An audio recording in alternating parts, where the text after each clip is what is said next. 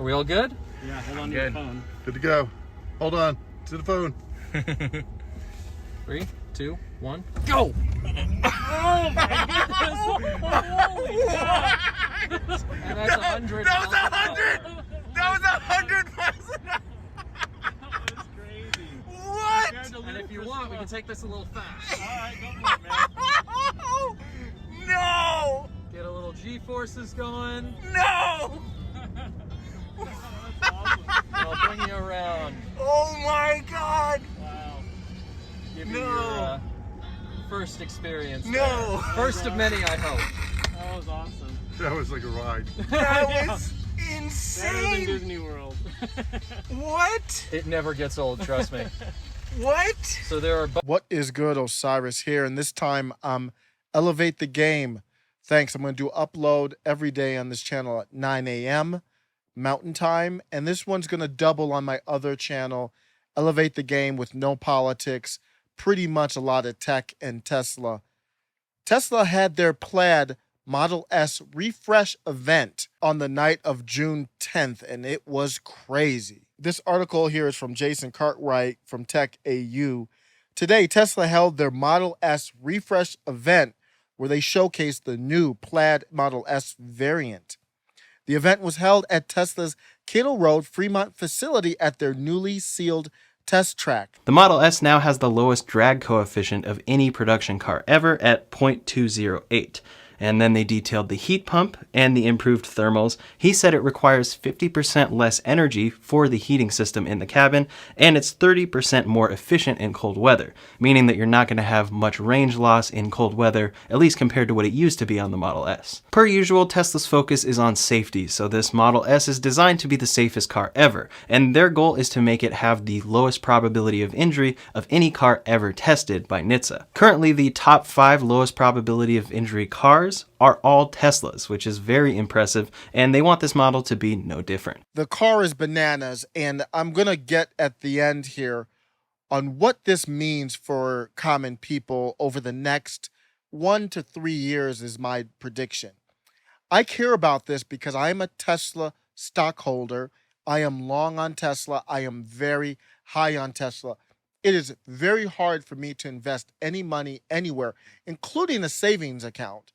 This is me. I'm not giving any advice, just telling my story, including a savings account above investing in Tesla, because this is a company that I still see the potential in 20xing their revenues over the next 5+ years, like bananas type stuff. I'm talking about stuff that would be blowing Apple out of the water. I'm talking about stuff that would make Tesla the #1 company in the world. That's what I see in it. So even though this car that I'm talking about is $130,000, I'm not going to be able to afford that. But it's very interesting from the standpoint of an investor. The Model S Plaid is now the fastest production car on the planet with a 0 to 60 miles per hour time of just 1.99 seconds. Thanks to a new tri-motor powertrain. So this car is almost as fast as you can get any production car within the limits of physics, with friction and the rubber on the tires and all that. We're right there already. 0 to 60 in about 2 seconds. A top speed of 200 miles per hour is possible. You've got to have the right wheels and tires on that. That will be available later. That's going to be pretty expensive. But this car is another example of how electric vehicles are taking over. The car that you can compare to this one as far as speed is a $3 million Bugatti. This car is $130,000. That's what this car represents. The top end of this is the #1 electric car sedan out there. You can't get anything close to the capabilities of this car. $130K, destroying a $3 million gas car. That's crazy. If it wasn't clear the future of performance vehicles is electric, it should be now. The car can compete in the quarter mile in just 9.23 3 seconds. The interior is sick, 17-inch screen, landscape. If you're in the market for an electric car, if you can afford this, if you're in this range of a car, there is not another option. So I will tell you, if you have that much money to put into a car, we're talking about $130,000, as much or more than some people's homes. If you have that much money to put into a car and you aren't up on Tesla, all I have to say is you will need to test drive. You will need to do some research and put your stuff on hold. You're going to want to see this. It has the equivalent of a PlayStation 5 inside of it, a gaming system. The car doesn't have a full steering wheel. It has a yoke. It has smart shifting, which is something brand new we haven't seen in Teslas yet, where you get in the car and it just predicts if you want to go forward or reverse. There's no stock. Now you can swipe on the screen, I believe, if you need, because obviously there will be times you'll have to override the system, but it's next level stuff. Charging's great. The sound dampening sounds great. The interior looks wonderful. Here's my takeaway for everyday regular people. Electric cars are going to be taking over. We don't know if this legislation is going to pass. There's proposals out there to do an immediate rebate when you're buying these cars. The most affordable car from Tesla is about in the $40,000 range, and you could get $10,000 off of that right when you buy it, not as a tax rebate later. So that'd be $30,000.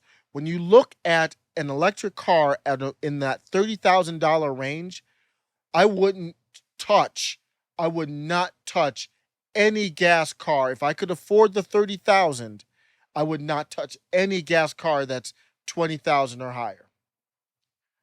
At all. I wouldn't do it. Even if you don't like electric, you have to make sure it works for your situation. I really can't think of many situations that electric wouldn't work for you. The charging would be the big thing.